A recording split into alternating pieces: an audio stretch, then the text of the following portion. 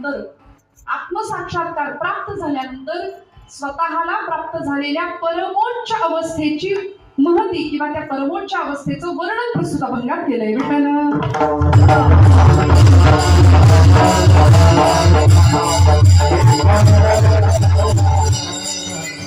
पण शुक्लेश्वरांच्या सानिध्यात आहात, अधिष्ठानासमोर आहात. भगवान भोलेनाथ, सब देवन का बाबा, देवों के देव महादेव. नाथ संप्रदायाची परंपरा जिथून सुरू होते, आदिनाथ गुरु सकळ सिद्धांचा, मच्छिंद्रतयाचा मुख्य शिष्य. मच्छिंद्राने बोध गोरक्षासी केला, गोरक्ष ओळला गहिनी प्रती, गहिनी प्रसादे निवृत्ती दातार ज्ञानदेव सार चोजविले. कुठून सुरू झाली? आदि अनादि असा तो भगवंत आहे. आपण म्हणतो देव आदि, आदिनाथ आहेत ना ते आदि. आणि आपण सगळे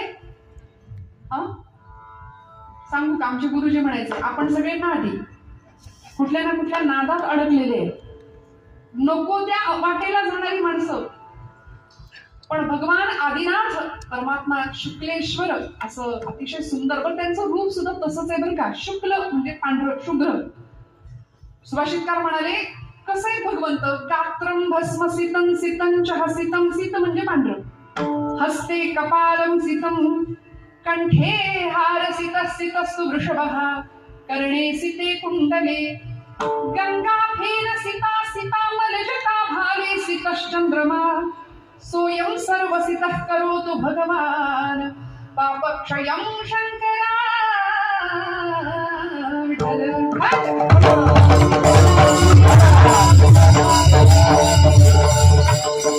शुक्लेश्वरांचं रूप शुक्ल पांढरे का माहितीये का, शुभ्र आहे का. गात्रम भस्मसितं, भस्मलेपन केलंय, त्यामुळे त्यांचा रंग कसा आहे माहितीये, कर्पूर गौरम करुणावतारम संसार सारं भुजगेंद्रहारं सदा. कसे भगवंत आहेत? कर्पूर गौर आहेत, कर्पूर गौर आहेत, पांढरे शुभ्र आहेत, दिसायला अत्यंत गोरे आहेत, म्हणून भस्म लावले. भस्म लेपनामुळे भगवंत दिसतायत. गात्रम भस्मसितं सितं च हसितं, हस्ते कपालं सितं, हातात भिक्षा पात्र आहे ते पांढरे. कंठे हार सितः सितस्तु वृषभः, गळ्यामध्ये हार आहे तो पांढरा शुभ्र आहे. सितस्तु वृषभः, पुढे कोण आहे? नंदी आहे, ते पांढरे आहेत, वर्णन केले. कर्णे सिते कुंडले, कानामध्ये कुंडल सुद्धा पांढरी. गंगा फेन सिता सितामलजटा, गंगेचा